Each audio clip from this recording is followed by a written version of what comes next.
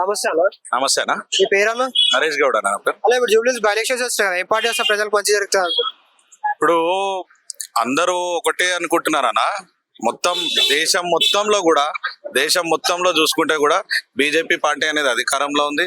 ఇక్కడ కూడా BJP party అధికారంలోనే వస్తేనే మనకు మంచి జరుగుతుందని ప్రజలు కూడా అనుకుంటున్నారు. ఎందుకంటే ఇంతవరకు ఇన్ని సంవత్సరాలలో జరగని అభివృద్ధి ఇండియా భారతదేశంలోనే ఎకనామీలో 3rd ప్లేస్ లో ఉంది అంటే అది బీజేపీ వల్లనే సాధ్యమైంది.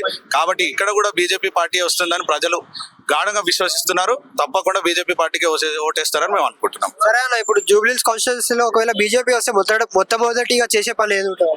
మొట్టమొదటిగా ఆల్రెడీ మా ఎవరైతే ఇక్కడ అభ్యర్థి ఉన్నారో వారు క్లియర్ గా చెప్పడం జరిగింది. ఏంటి అంటే ఇక్కడ ఉన్న మురికి నీటి సమస్య, ఇక్కడున్న కాలువల సమస్యలు, ఇక్కడున్న రోడ్ల సమస్యలను వీటిని తీర్చడమే ఫస్ట్ ధ్యేయంగా చెప్పారు. అదే ప్రయత్నం ఇక్కడ చేస్తాము. ఇన్ని రోజుగా మనం చూస్తున్నాం 10 సంవత్సరాలు ఇక్కడ బీఆర్ఎస్ మాగంటి గోపీనాథ్ గారు ఉన్నారు. ఒక చిన్న వర్షం పడితే 15 నిమిషాలు 10 నిమిషాల వర్షం పడితే వరదలాగా నీళ్ళు వచ్చి ఈ జనాలు నడవలేని పరిస్థితి, ఇక్కడ జనాలు నడవలేని పరిస్థితిలో ఉండి కూడా జనాలు ఇంత ఇబ్బంది పడుతున్నా ఇన్ని రోజులు ఎవరు పట్టించుకోలేదు.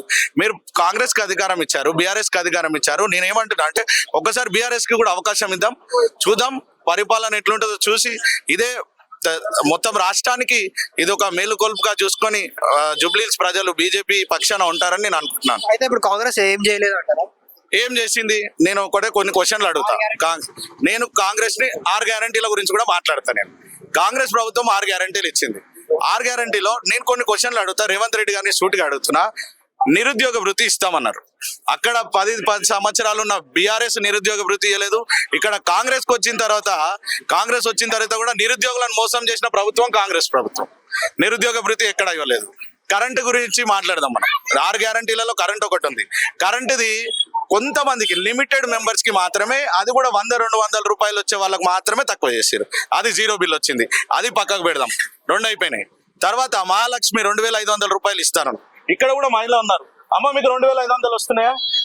చూడండి, అక్కడ కూడా అడగండి. 2500 ఎవరికన్నా వచ్చినాయా? ఒక్కరికి వచ్చినా సరే బాయ్ మీరు ఇచ్చిరని మేము ఒప్పుకుంటాం. 2500 ఇవ్వలేదు, అది పోయింది. గ్యాస్ అన్నారు, అదన్నారు, ఇదన్నారు. ఒక్క గ్యారంటీ కూడా ఇంతవరకు 100% ఇంప్లిమెంట్ అయింది లేదు. బస్సు ఫ్రీ అది కూడా చెప్తా. బస్సు ఫ్రీ అంటున్నారు. బస్సు ఫ్రీ వల్ల ఎవరికి ఎంత లాభం వచ్చింది అనేది ఒకసారి మీరు కూడా పరిశీలన చేసుకోండి. ఎవరికి లాభం? అది బస్సు ఎవరి కోసం పెట్టిరు? గొడవలు తప్ప, దెబ్బలు తినడం తప్ప, అక్కడ మగవాళ్ళని ఇబ్బంది పెట్టడం తప్ప దానివల్ల కామన్ ప్రజలకు ఏం ఉపయోగం అయింది అనేది మీరు ఒక్కసారి చెప్పండి.